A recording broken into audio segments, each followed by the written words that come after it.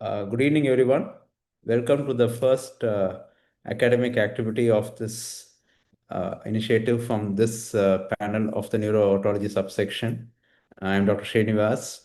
I am the convener, and we have a chairperson, Dr. Vishal Pawar, who will be the faculty for today's event as well. As you all know, most of us you must be knowing Dr. Vishal Pawar. He's one of the leading experts in neurotology from India, and he is he is a holder of specialty certificate examination in neurology, as well as a fellow of the European Board of Neurology, a certified provider for vertigo and balance disorders. He holds an international vestibular diploma as from the NFOA University at Mangalore and the VAM from the American Institute of Balance. He's a founder of the Vertigo and Balance Clinic in Dubai and an expert in vestibular diagnostics.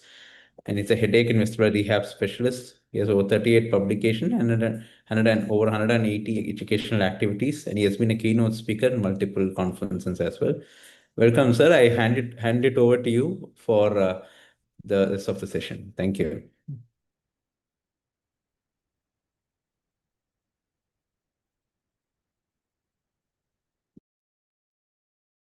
Thank you, Dr. Srinivas, for that kind introduction. And good evening, everyone. This is our first activity, as Dr. Srinivas mentioned, we have taken, we are looking after the neurotology subsection of neurology of Indian Academy of Neurology. So this is our first activity. I will be talking on vestibular migraine, whether it is underdiagnosed or overdiagnosed. So I have no conflict of interest. Before I begin, Dr. Srinivas, am I audible? My slides are visible? Yes, sir. Everything is working perfectly. Yeah, great. Okay. So basically, like if we look at general population of all the painful states that afflict humans, headache is undoubtedly the most frequent neurological complaint. And it accounts for a lifetime prevalence of headache, as per one study, is around 95.2%. So 95.2% people are going to get some kind of headache in their life, like whether it is primary headache disorder or a secondary headache disorder. So amongst these headache patients who are going to get headache, 80 to 98% patients suffer from primary headache disorders. And of course, there are other secondary headache disorders. And these are the various classifications of headache disorders which have come. And in 2018, actually, after the field trial of ICHD3 beta, ICHD3 classification has come up, and which classifies all the headache disorders. Now, if we look at the primary headache disorders, 12 to 18% patients suffer from migraine amongst the primary headache disorder. Tension type headache being more common than migraine. And if we look at India, around 17 to 18 people per percent of people suffer from migraine headaches. So, and other primary headache disorders are tension type headache, trigeminal autonomic cephalalgias, and other headache disorders. Now, amongst these patients with migraine, like there are certain patients who suffer from vestibular symptoms. So, if we look at migraine as a disorder, it is a multisystemic disease. It's not just about headache. If we look at various manifestations of migraine, there are a variety of manifestations like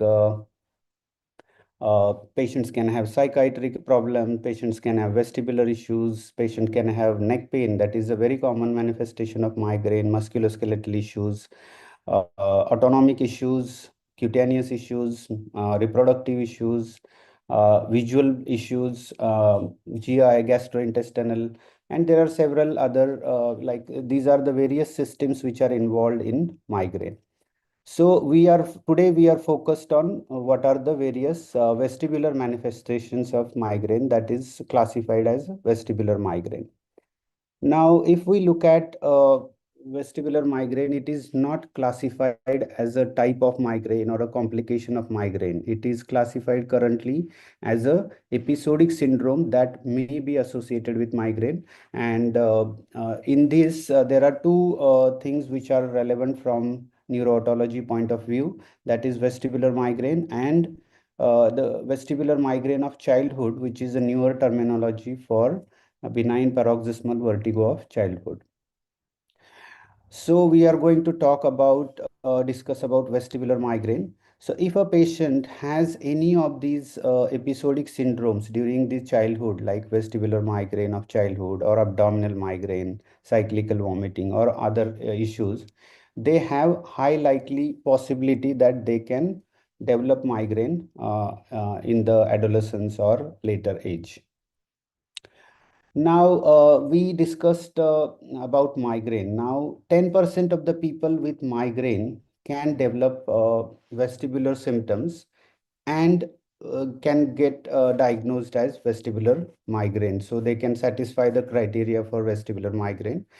So, every migrainer doesn't have vestibular migraine, and every vestibular migraine patient doesn't may not give history of headache or may not be classically fitting into a diagnosis of migraine, the diagnostic criteria, and that leads to a lot of I can say underdiagnosis or missing this diagnosis. And we are looking at this particular entity, this vestibular migraine, through the window of headache. But if we look at the trigeminal nerve and the vestibular nerve, there are connections between these two nerves. And some patients can present predominantly with vestibular symptoms, especially in the later decades, like in the earlier decades of their life, second or third decade, they can have migraine. And later decades, fourth, fifth decade, they can present with vestibular symptoms and like vestibular migraine, and they may underplay the history of migraine or they may not give the history of headaches, and in those patients it becomes challenging to diagnose vestibular migraine. Now if we look at this vestibular migraine, it constitutes 1% of general population. And if we look at the incidence of, there are earlier studies, few like 7, 8 years ago, which were saying it is 1%, but there is a recent study which says it has grown to 3% in general population. And why this is happening, like why this vestibular migraine is increasing in incidence and prevalence, is because of widespread recognition, because of meetings like this. There is more and more awareness activities which are happening.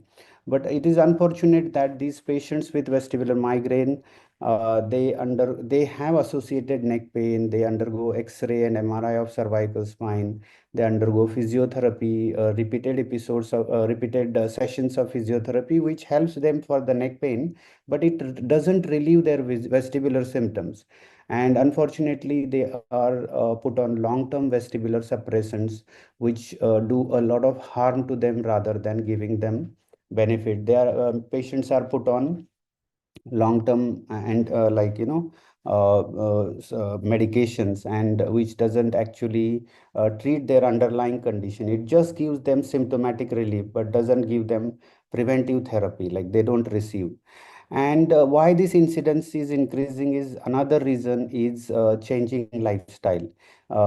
Migraine was well known earlier also, but it is one of the disease of modern civilization, where our lifestyles have changed, our screen time has increased, our daily routines keep changing, water intake has gone down because of increasing use of air conditioners, then increasing stress, so and sleep disturbances, and there are several issues which are contributing to increase in incidence of vestibular migraine.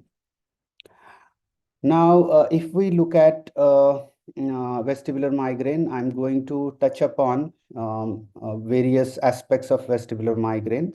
That is, first is introduction, that is historical perspective. If we look at the historical perspective of vestibular migraine, first it was described in 1873.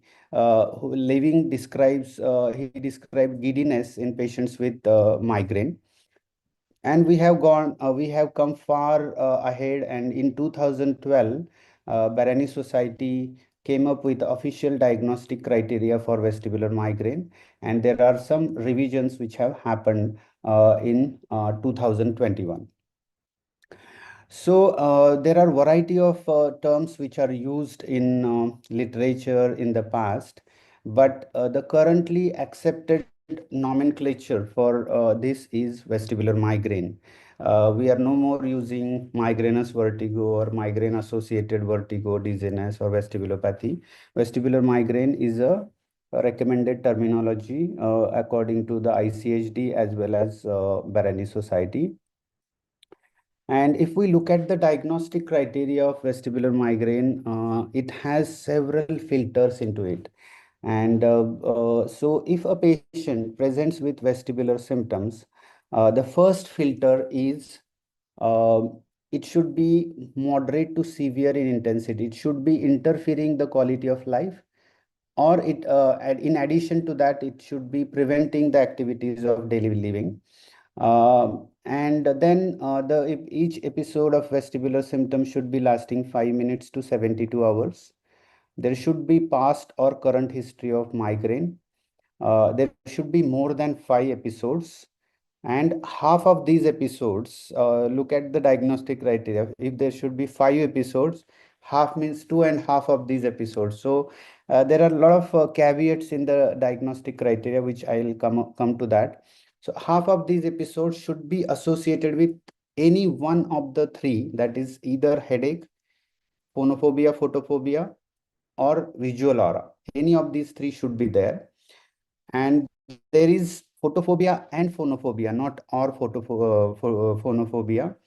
And if there is headache, there should be two of these, that is unilateral location, pulsating quality, and moderate to severe intensity headache or aggravation by routine physical activity. And it should not be better accounted by any ICHD-3 diagnosis or by any other vestibular disorder. So if we look at this diagnostic criteria, it is very stringent, and it is we all know that the diagnostic criteria are made like this because to not to have any false positives. So it is only for these true positives, and that's why in clinical practice, but we see several patients who have milder intensity vestibular symptoms in migraine. They have episodes of less than 5 minute duration. They don't give history of migraine, or they may not satisfy the diagnostic criteria even though they had headaches in their life. They may not be satisfying the criteria for migraine, and they have some patients come with less than 5 episodes. Many patients, like, they come with 1 episode, 2 episode, 3 episodes. So in practice, we are not going to wait for 5 episodes to happen and then we will treat it like a vestibular migraine. So in practice, there are several patients who have vestibular symptoms in migraine. I'll come to that. Now, if we look at a burden and impact of vestibular migraines show higher dizziness related disability compared to other disorders. Because if we look at other disorders, they are restricted to their territory, but migraine is such a like you can say a complex condition. It can have central manifestations of vestibular symptoms. It can have peripheral manifestations of vestibular symptoms. It can have cochlear symptoms. It can have auricular symptoms. So I'm going to cover that. It can cause triple PD. It can cause a lot of other issues like anxiety, depression. So, yeah, just a minute. Okay. Many patients with migraine are vestibular migraine get frequently misdiagnosed as Meniere's disease or BPPV.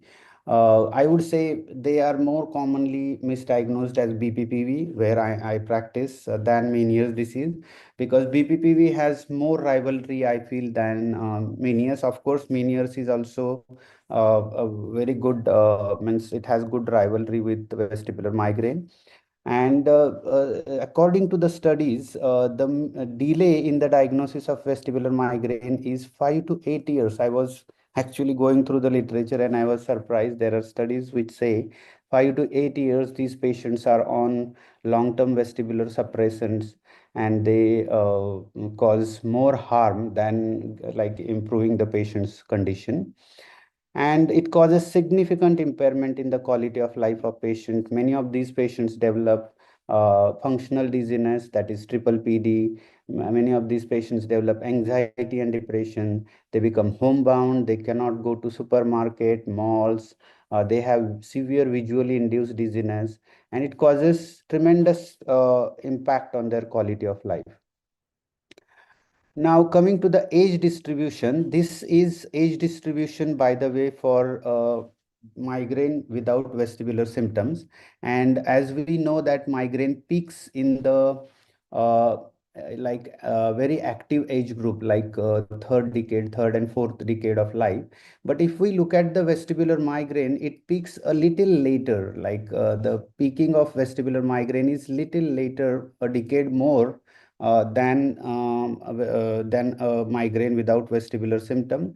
And in my practice, I have seen a child as early as 8 years with symptoms of vestibular migraine, and as late as 87 years.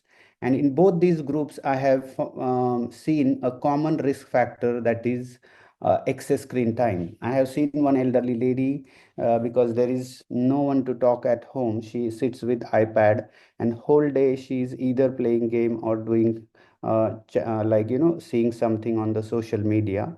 And even in young age group, we see a lot of kids who use screens, various types of screens.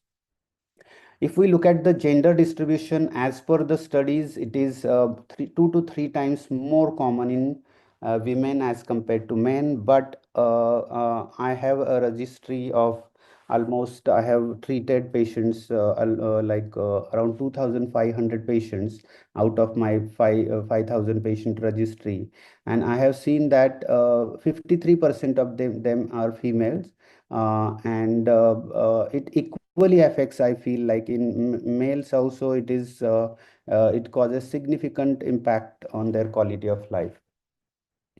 So there is no gender bias but of course it is definitely more common in females, because of hormones and hormonal fluctuations, and migraine being more common in females as compared to males. Now, coming to the vestibular symptoms in migraine, I did one small study where 482 patients, last 482 patients with migraine. I saw 56% of these patients with migraine, they had vestibular symptoms. And there were 44% patients who didn't have any vestibular symptoms. And out of these 56% patient, only 10 to 11% satisfied the definite vestibular criteria, and some additional probable vestibular migraine. And there are many patients who don't satisfy the probable vestibular migraine diagnostic criteria. Then if we look at then like I have there are this is the spectrum of vestibular symptoms in migraine which I see in practice. There are patients with migraine who have headaches without any history of vestibular symptoms. Then there are patients with headache with less frequent vestibular symptoms, not affecting quality of life. And then there are patients with headaches with vestibular symptom which are less than 5, as I was telling, which affect their quality of life. And then there are classical patients with vestibular migraine, like they have headaches with vestibular symptoms more than 5, affecting quality of life. Either current headaches or past history of headaches here. And did they satisfy the criteria for definite or probable vestibular migraine. And at other end of the spectrum, there are patients with vestibular symptoms without headaches, or with one third of the patients with vestibular migraine may not give history of headache or underplay the history of headaches, and they are labeled as benign recurrent vertigo in earlier studies. And current diagnostic criteria doesn't include these. They should be included as a possible vestibular migraine, because in clinical practice we see more of 90% of the patients in this category than actual definite migraine.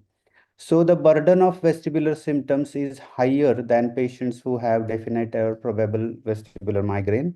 And vestibular symptoms in migraine are 56% and only 11% satisfied in my study.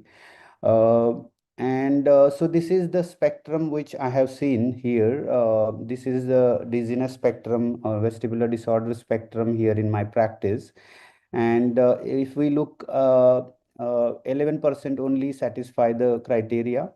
So that's why the vestibular migraine is a leading cause of spontaneous episodic vertigo, and BPPV remains the leading cause of positional vertigo. Of course, migraine rivals with BPPV for positional vertigo as well. Now, coming to the pathophysiology of vestibular migraine is incompletely understood. There are heterogeneous mechanisms. There are many potential mechanisms, but one mechanism which stands out very prominently is trigeminal-vestibular connections. So there are vestibulo-thalamocortical pathways that is the higher processing of vestibular inputs. And what happens in vestibular migraine, is there is inherited brain sensitization or hyperexcitability. The pathways are very hypersensitive. Even a small head movement is perceived as a distorted sense of movement, and these patients can feel they are very sensitive to the head motion. So in these patients, there is a disturbed thalamocortical processing, which leads to cognitive or perceptive changes. These patients have difficulty in focusing and concentrating. These patients have disturbed spatial orientation. These patients have emotional issues because of involvement of amygdala and insula. They have spatial memory issues.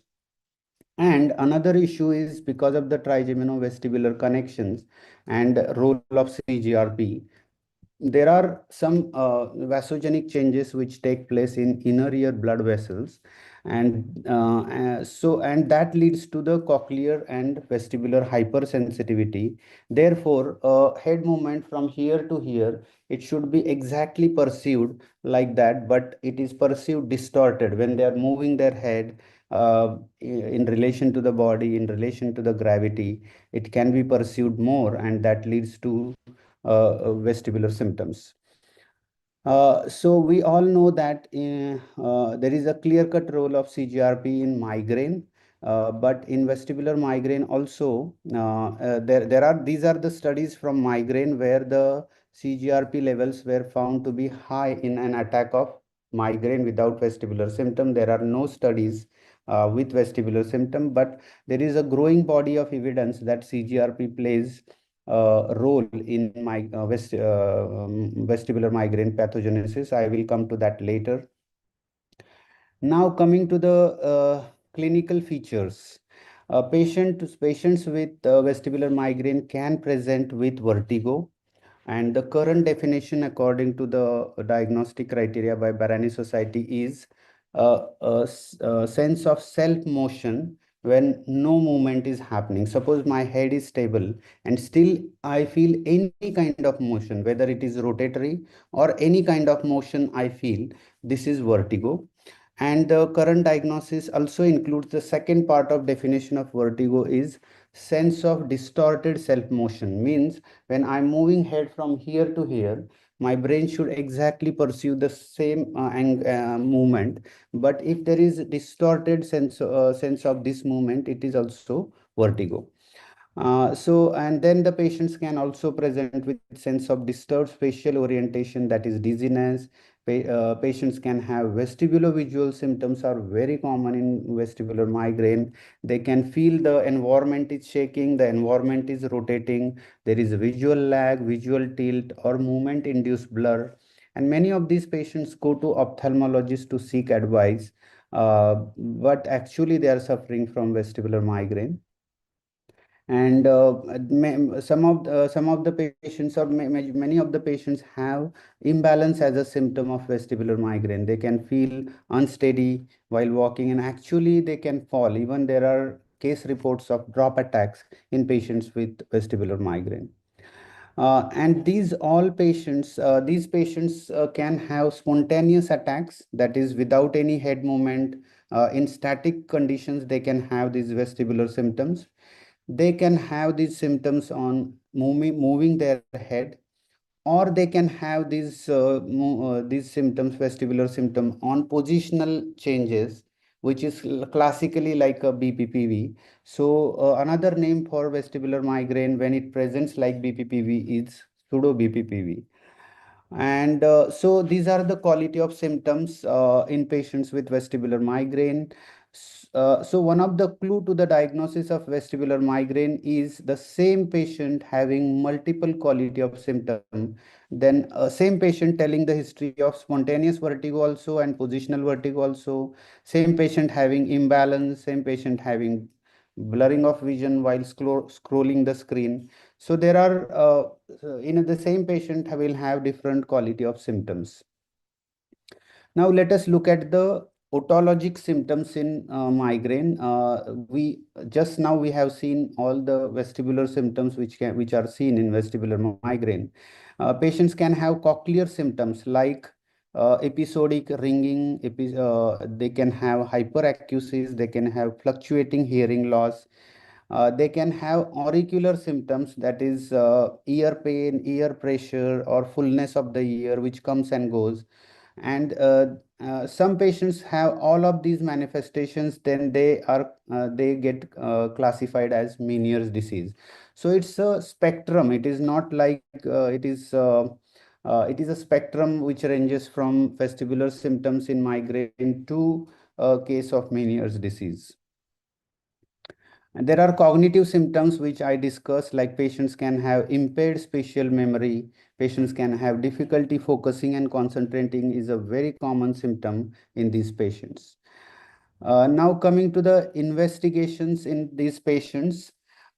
See, if we do the investigations in patients with migraine, the findings are very common. There are many findings which are very common, which I am going to touch upon, but they are unfortunately they are non-specific, because migraine has a ictal phase and interictal phase, and the findings keep fluctuating between ictal phase and interictal phase. Obviously, the findings will be more during the ictal phase of migraine, but interictal phase, the findings will go down, but there are certain signatures which still remain in the interictal phase. Now coming to the video nystagmography findings, again the findings are common, but they are non-specific. What are these findings? Like when you like I do the saccadic testing, you can see the precision usually should be more than 75%, but you can see clearly the precision goes down. You can see there is hypometry at multiple places, and they are not able to do it accurately. And there is increased latency. Normally the latency should be 280. It is less than 280, but here you can see the latency. When the stimulus comes and the eye movement happens, the latency increases. So saccadic abnormalities, according to the various studies, are seen in 70 to 75% of the patients with vestibular migraine. There is increased latency, reduced precision, and reduced peak velocity. And some of the patients, even I have seen, interestingly, on one side they have more latency as compared to other side, like right side, rightward saccades have more latency as compared to the leftward. So there are a lot of mixture of findings which happen in these patients. Then smooth pursuit, this is a very common pattern which I see in these patients. That is, there is a very much reduced precision of smooth pursuit, and there is severely reduced gain of smooth pursuit.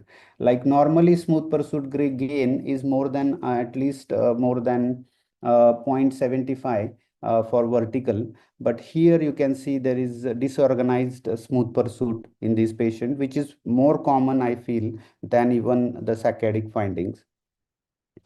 Now, this is a patient who has normal optokinetic testing with clear-cut nystagmus, which is seen in on vertical testing.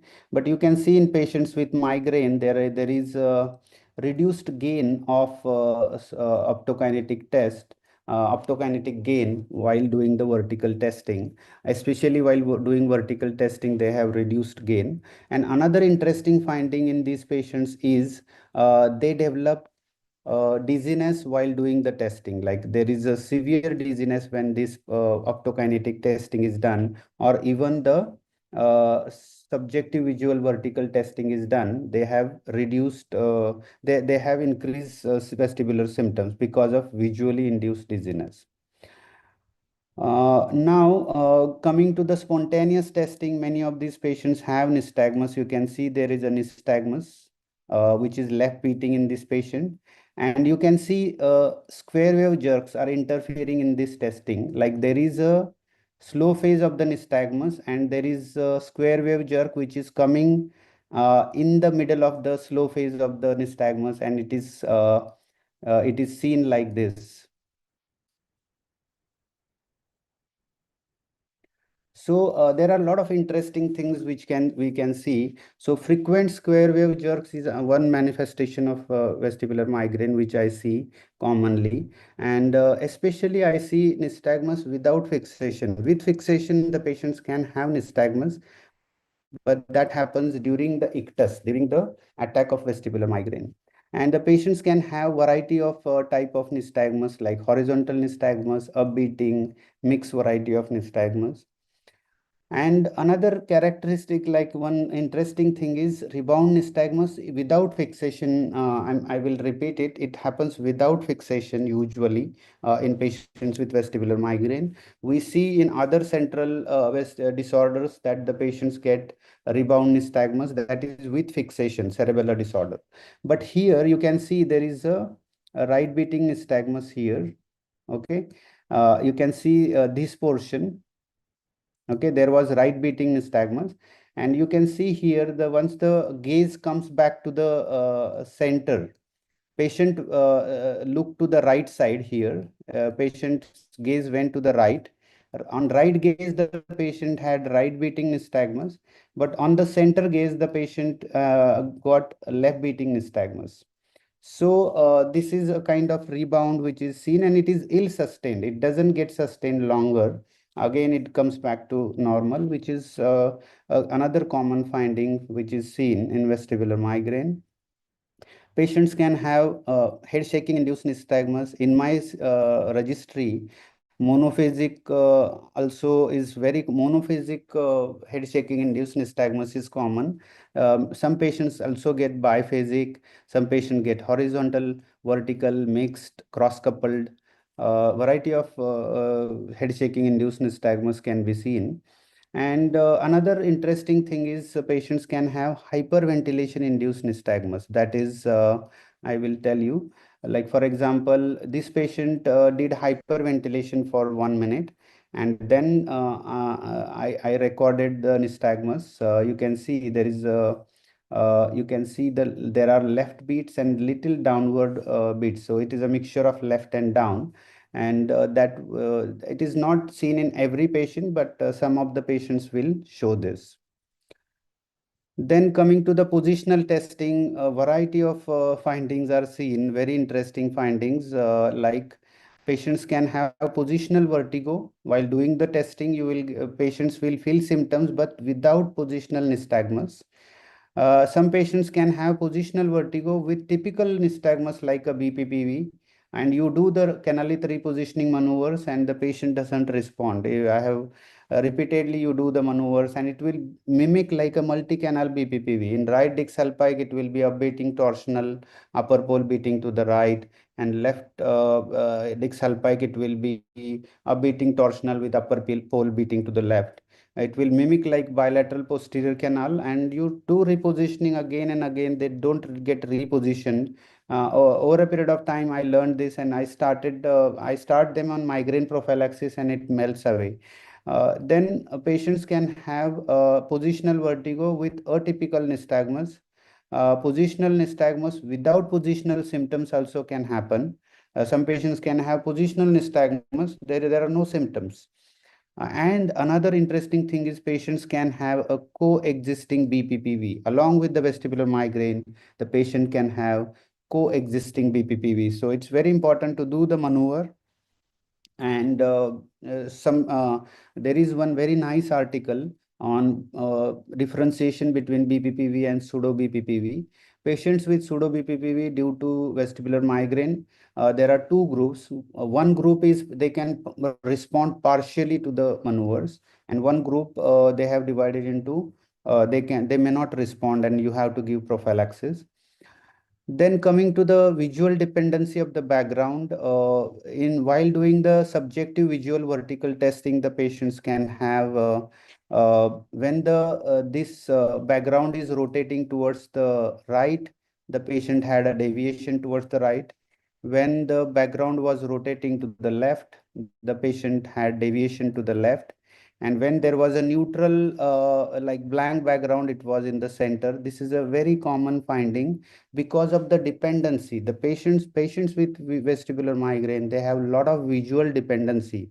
Because of the vestibular symptom, they underplay or they don't believe on their vestibular inputs, and they are more dependent on the visual inputs, and that lands up into whenever they are presented with complex visual stimuli, especially in mall, supermarket, they feel very dizzy. And another very interesting finding, which I commonly see, is they have impaired VOR suppression. You in this test, you have to ask the patient to look at the thumb and then rotate the chair right and left. In this condition, when the patient is fixating on the thumb, they should not get any nystagmus. But patients with vestibular migraine, they get nystagmus and because of impaired VOR suppression. So these are the way, like some way, they are common, but they are non-specific findings which are seen in vestibular migraine. And there are even the video head impulse test shows very characteristic abnormalities which are seen in 77% of patients with vestibular migraine. The caloric V dissociation can occur in vestibular migraine. That is, abnormal calorics with normal video head impulse is a more characteristic of Meniere's disease than vestibular migraine. And one very characteristic finding I see in patients with vestibular migraine is inconsistent catch-up saccades. Like you do the head impulse, video head impulse, and the patients will have some impulses where there is a normal gain without catch-up saccade, and there will be some impulses where there will be normal gain but there is a catch-up cycle. So this is a very characteristic finding. And there are functional visual vestibular, because of the vestibulo-visual mismatch, the patients can have functional head impulse test abnormality because of this issue. And so these are the very some of the graphs you can see here. The gain was normal, but the patient had inconsistent scattered overt saccades. Then here you can see actually the gain became low in both the posterior canal. This is also very common. This is one of the peripheral manifestation of vestibular migraine, where you can see the gain was low along with the catch-up saccades, despite of having a normal audiogram in this patient. Then there is another patient. This patient presented with like a bilateral vestibulopathy, severe imbalance. And you can see the gain is specifically reduced in both the anterior canal, both the posterior canal, and the lateral canals were normal, and along with the catch-up saccades, and she had a very good response to the vestibular rehabilitation and the prophylactic medications. And this is another patient recently I saw 2 weeks ago, where the patient has low gain in five of the canals. But in this patient, the patient has auditory loss also. So cochleovestibular loss. He is a case of Meniere's disease and vestibular migraine Meniere's disease spectrum disorder, like overlap syndrome. So you in practice you will get variety of patients with either normal gain, and you can get central findings in the video head impulse test, or you can get peripheral findings in a video head impulse test. Then MRI may show non-specific hyperintensities, which are very common, asymptomatic T2 hyperintensities. And you will agree that these patients, when they go and read in Google or nowadays in ChatGPT, it will show that you might be having multiple sclerosis. And these findings, these T2 white matter hyperintensities are very common in patients with migraine as well as vestibular migraine. So this was about the investigations.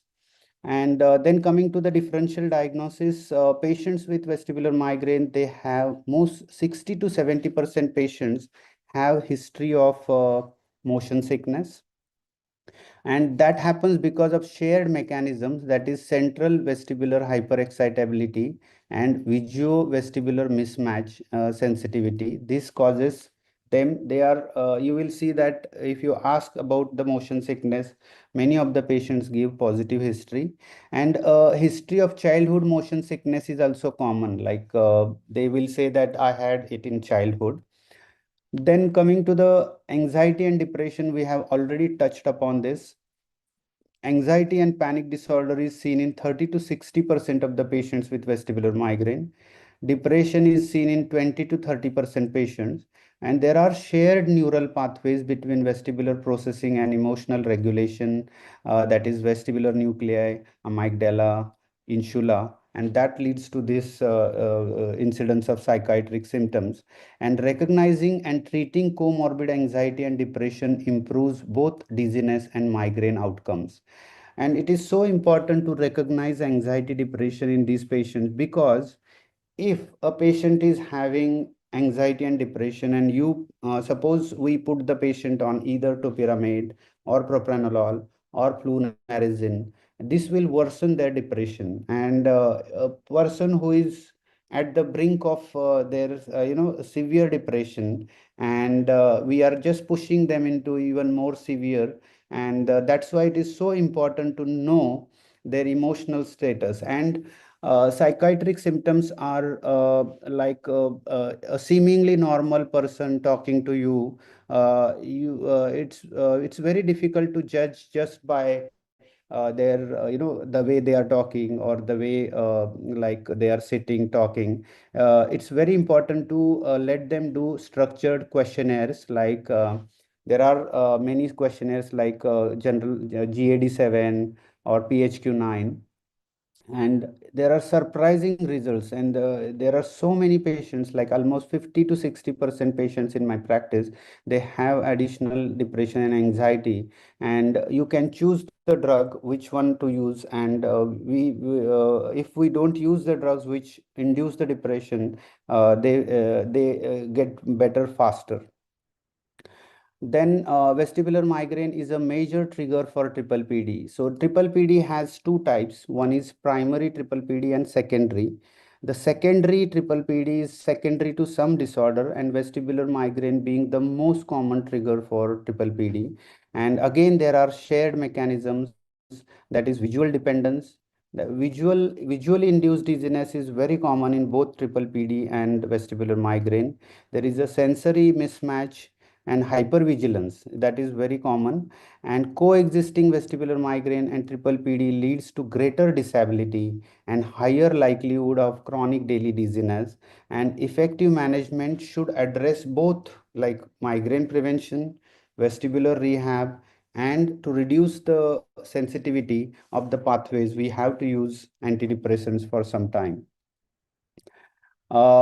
then patients with vestibular migraine have higher risk or recurrence rate of BPPV compared with the general population. Vestibular migraine shares a very like important chemistry with BPPV. It can itself present like BPPV, which is called pseudo BPPV, and BPPV incidence is very common in patients with vestibular migraine.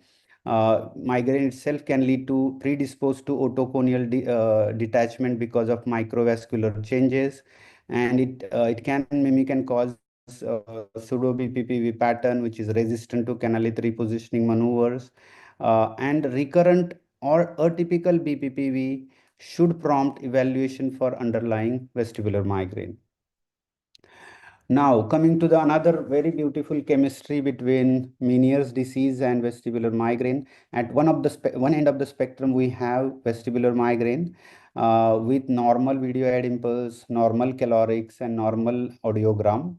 And another end, we have Meniere's disease with videoid impulse test is normal, interictally I'm saying, and abnormal calorics and abnormal audiogram. And there are variety of groups in this spectrum, like there are patients with vestibular migraine with episodic tinnitus and ear fullness. There are patients with Meniere's disease who have history of migraine, which is very common. And there are patients who have overlap syndrome, which satisfy the diagnostic criteria for both. And they have V-hit abnormalities, abnormal calorics, abnormal audiograms, and we should treat for both. And patients with Meniere's disease do respond to migraine prophylaxis along with the like the standard therapy for Meniere's disease. Now, coming to the differential diagnosis, BPPV is closest differential diagnosis. It can coexist or it can mimic. Meniere's disease, migraine with brainstem aura has a separate set of symptoms, brainstem ischemia or transient ischemic attacks, and vestibular paroxysmia. These are the differential diagnosis.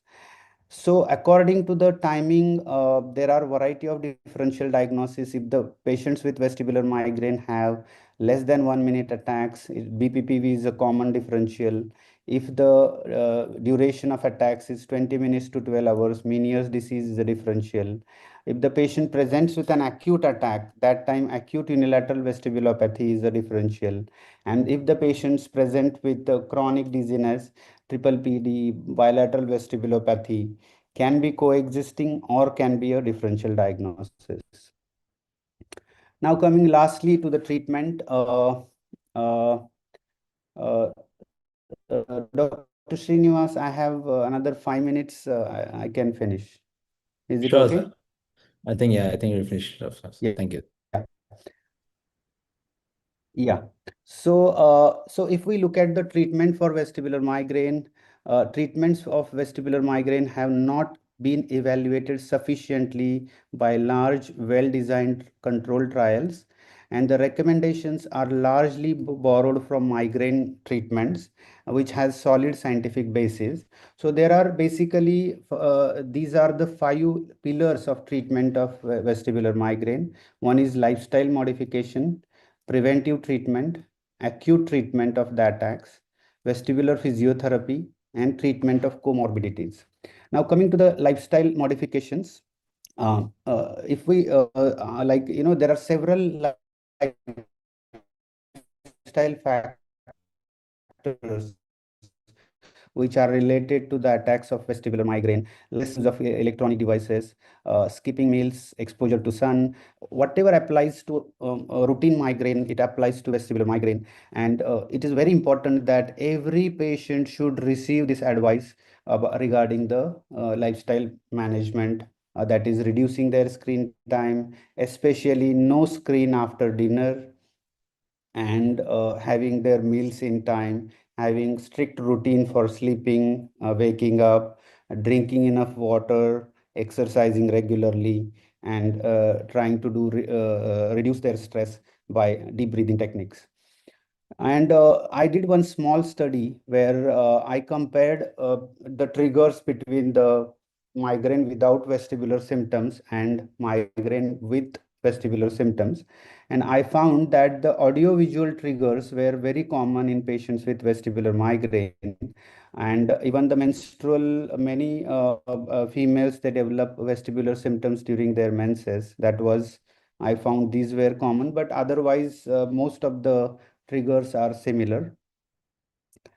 And the next is medications. You can see in drugs used in migraine are according to the US guideline, Canadian guidelines, French guidelines, and European Federation of Neurology guidelines. There are variety of drugs which have been used in migraine. These are guidelines for migraine. But my experience is most of the drugs which are used in migraine, they work in vestibular migraine. And my favorite drugs are propranolol, magnesium, amitriptyline, and some patients I go for venlafaxine, desvenlafaxine, and these are very have very good role in these patients. And but if we look at the previous prophylactic therapies, they were not designed specifically for migraine. They had limited to moderate efficacy, and they have contraindication interactions. But there are newer group of drugs which are mechanism based and designed and developed for migraine. And these are the newer CGRP therapies. And there is a lot of data which is coming up. There are many articles which are coming up on use of these drugs in vestibular migraine. Last year, I presented my research in Barani Society meeting about use of CGRP therapies in vestibular migraine. So what happens is these CGRP molecules are released in the synaptic cleft, and there are antibodies against the CGRP molecules, and there are antibodies against the receptors, that is irenemab, and there are antagonists for the CGRP receptor, that is small molecules, that is GPANTs, CGRP receptor antagonist. And fortunately, we have in Dubai, we have all these drugs which are available in Dubai, and I have used all of them, and they work really good in migraine as well as vestibular migraine. So amongst these, irenemab is the first drug which was approved. There are three drugs which are used subcutaneously. One is given by IV infusion. Three are oral drugs, and one is intranasal spray which has come up, which is very effective for acute attack of migraine. And out of these, rimegepant is the only drug which can be used for acute attacks as well as prevention, and all of them are available in UAE. And I will share my experience with these drugs. I used in several patients, and not only headache improved, but there was improvement in the dizziness handicap inventory in this patient. That is, dizziness also improved in these patients. And in my experience, they are very good drugs, not only in pure migraine, but vestibular migraine, as well as now it has gone to three. I have used these drugs in migraine with brainstem aura also, and it works similarly like migraine. Uh, Quickly, I will tell about in headaches, we know that we use triptans and analgesics. And in vestibular symptoms, we should use only during attacks, that is beta histine, benzodiazepines, and other drugs, antiemetics. They should be reserved for only vestibular symptoms. Don't use them daily because it will lead to a lot of issues like suppression of the vestibular system. And it's very important to go for preventive therapies and lifestyle modifications in these patients than going for symptomatic therapies. And if we look at the vestibular rehabilitation, patients have VUR deficits, they have motion sensitivity, they have visually induced symptoms, they have comorbid triple PD, and vestibular rehabilitation plays amazing role in patients with vestibular migraine. Uh, Actually, they need desensitization of a variety of visual stimuli. And lastly, we must treat their comorbidities. That is, triple PD is a very common comorbidity. They might be having additional PPPV, and anxiety depression is very common in this group of patients. It's very important to treat the comorbidities. So coming to the question, my topic, this is my last slide. So the question asked, my topic is whether vestibular migraine is underdiagnosed or overdiagnosed. I can give like opinion about myself that before 2019, I was literally very skeptical about vestibular migraine, and I was underdiagnosing this condition. And if I look at now myself, like I will admit that many a times I overdiagnose this, and later on I come to know initially my diagnosis is vestibular migraine, but later on while doing the workup, I come to know that okay, this is not vestibular migraine, this is BPPV, or this is Meniere's.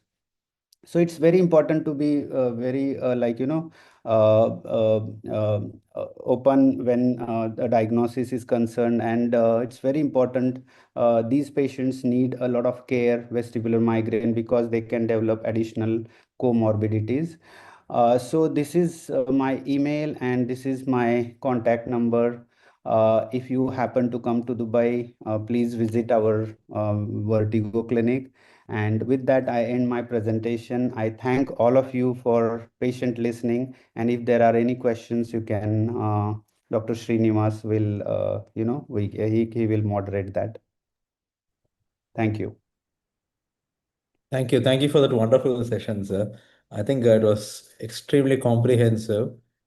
And you answered a lot of questions. It was very good learning experience for me as well. How the variations in the testing can actually make a difference between the different subtypes and help from differentiate from other etiologies as well. We have one Yeah. question from Dr. Sahil Asas, sir. Can you tell us the experience between light cupola and migraine? Yeah. See, I have patients with light cupula, and I distinctly remember one lady. She at least she had almost 15 attacks of BPPV in her life. But 2 years ago, she presented to me with positional vertigo, and I was not able to reposition. Multiple times I attempted, and then I realized she had null point, and then I diagnosed her as a case of light cupula. But she categorically doesn't have any history of headache in her life.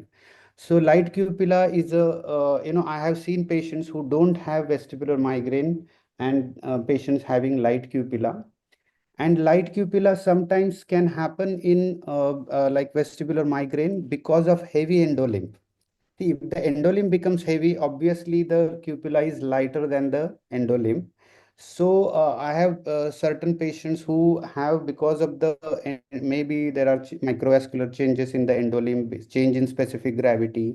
They have nystagmus in Dick Salpike on right, Dick Salpike on left, which is contradictory, which is like upbeating torsional, beating to the right in right Dick Salpike, beating to the left in left Dick Salpike, and these patients actually having heavy endolymph than light cupula. So this is my experience, which I can say about light cupula.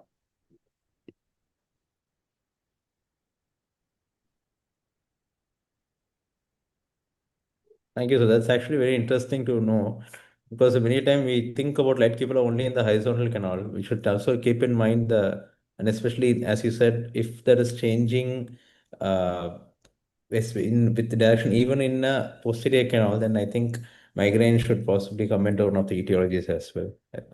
Yeah. I'm just as one more question. So somebody has asked, what is the Dr. Vedika has asked, what is the opinion on vestibular adaptation exercises in acute conditions of vertigo? Yeah. So, like when the patient is acutely symptomatic, it is very important. Like because of vestibular migraine, they definitely not tolerate adaptation exercises. It's very important that we should start lifestyle modification. We should start them on prophylaxis. I'm talking about vestibular migraine. Yeah. If it is a case of vestibular neuritis, the Mhm. rehab should start from day one. Yeah. Even lying down, we can start with some of the exercises. But in vestibular migraine, they are very sensitive to the head motion. So we should go slow. First, focus on lifestyle improvement and preventive therapy. But of course, these patients' adaptation exercises play a key role in managing these patients. They need habituation exercises also. They need visual motion desensitization, and variety of these vestibular rehab modalities. They play a key role in this group of patients. I have an addendum to that question. So when we talk about treating an acute attack of vestibular migraine, do you prefer headache abortives or do you use vestibular sedatives? Which would be the first choice? Yeah, even there was one study on this. There are studies on usage of triptans in patients with for vestibular symptoms, but triptans help for headache, but they don't help for the uh, like vestibular symptoms. So whenever it comes to the like suppose the patient has headache, we should we can go with analgesics, which we can go with triptans, and the newer drugs which have come like lasmiditan or these CGRP drugs like rimegepant can be used. But if we look at the vestibular symptoms, they respond only to vestibular sedatives, but we should restrict it only to the attacks, and they should not be given on a daily basis for longer time. We should focus mainly on preventive therapy, but of course the attack should be treated by vestibular sedatives. There's one more question. How do we differentiate the central positional nystagmus of vestibular migraine from a peripheral positional nystagmus? Yeah, that's a very interesting question. See, we have to understand that, see, for our convenience, we are dividing into central, peripheral, but for body and vestibular system, it is one part in continuum. So, for example, you imagine a patient developing a like blackout in vestibular migraine or scotomas in migraine with aura. So there we are not trying to differentiate. It is a peripheral retinal cause versus central occipital. So in migraine has central manifestations of causing vestibular symptom. Vestibular migraine can have peripheral manifestations of vestibular symptoms. So, but of course, there are certain differentiating characteristics like latency will be, there won't be like much latency. The nystagmus will last longer. There is discordance between symptoms and the nystagmus. The nystagmus can go on, the symptoms have disappeared. But in BPPV, they are perfectly married. Like the symptoms and the nystagmus is perfectly married. Like as long as the nystagmus is there, you will get the symptoms. But in vestibular migraine, there is a lot of variety. You can get positional nystagmus without vestibular symptom. You can get positional nystagmus with symptoms which are not matching. You can get positional vertigo without symptom. The patient can just get a sitting up vertigo without any nystagmus, or patient can get positional vertigo with atypical nystagmus, with typical nystagmus. So rather than trying to differentiate between whether it is central peripheral, it can be a peripheral manifestation of central disorder, that is vestibular migraine. So of course those differences are important from differentiating pure central and pure peripheral disorders, especially in stroke. But in migraine you can get mixture of findings. Thank you, sir. I think it has been very, very educational. One more, I think we have a question coming up. Does the Romberg test help to differentiate a peripheral versus a vestibular migraine, peripheral vestibulopathy versus a vestibular migraine? Yeah. See, like rather than Romberg's, now we have to do something called as escalating sensory denial test. For example, when you ask the patient to stand with eyes open, if the patient falls with intact visual and proper, then it is definitely central. That is cerebellar disorders or brainstem issues. With eyes open, the patients can fall. Like that is not Romberg's positive, by the way. It is when the patient's eyes are open and patient is standing. Then the first system which first thing which we ask the patient to we deny the patient is visual system.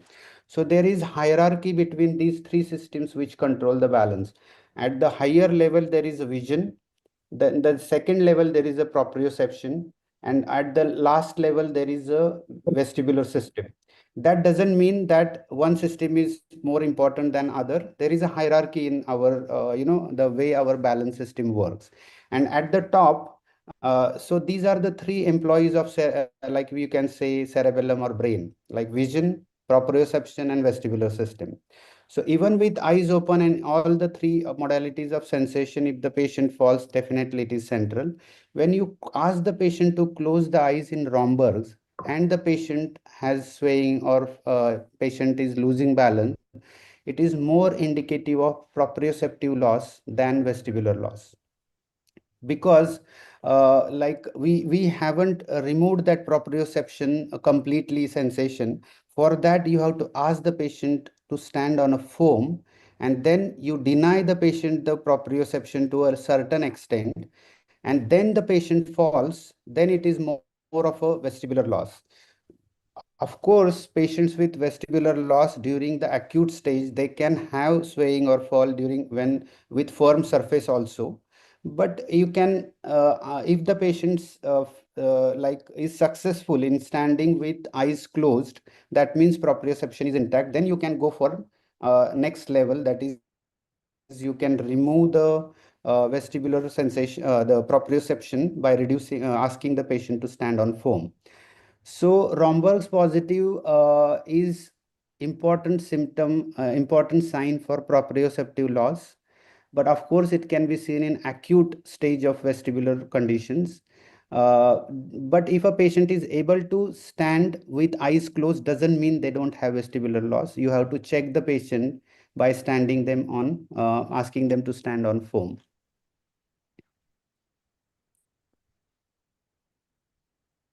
Thank you, sir. And we had one last question. I think in the interest of time, this will be our last question. Is there any role of the migraine devices, the neuromodulation devices in vestibular migraine? Yeah, like see this TMS transcranial magnetic stimulation devices. We have one in Dubai, like Cifali.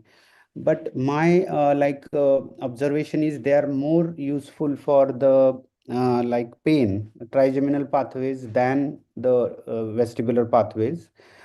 Similar, something similar to Botox. For example, botulism toxin you give in a patient with the migraine, it will help only the painful pathways because it is acting mainly on the trigeminal nerves. So these devices, it can help in prevention. By the way, it can help in prevention, preventive therapy. But I haven't used during the vestibular symptoms. We have to see whether this. There are two types of these TMS devices. One is there is a pulse which can be used for acute attack, and there are different frequency which is used during for the prevention. Maybe the preventive therapy may help. I don't know. I had to actually think about this. I'm not using these devices, but it is a very interesting point and interesting question. It needs to be studied. Okay, so I think we have to, that is something if somebody does a study, it will be, we'll get much more information. Yes, and the newer ones, such as the remote neuromodulation devices that have come in as well.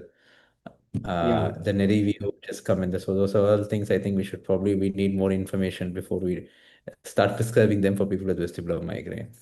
yeah, I think in the interest of time, we will wrap it up. Thank you so much, sir. This has been a very productive first session. We look forward to more and more sessions. And the subsection is now planning monthly activities. There will be case discussions, and all subsection members are invited to submit cases they would like to discuss. We'll also be having journal discussions and panel discussions on any recent publications and guidelines in neuro-otology. And I would like to invite all the subsection members to contribute actively, as well as non-subsection members to become members of the neuro-otology subsection. Thank you.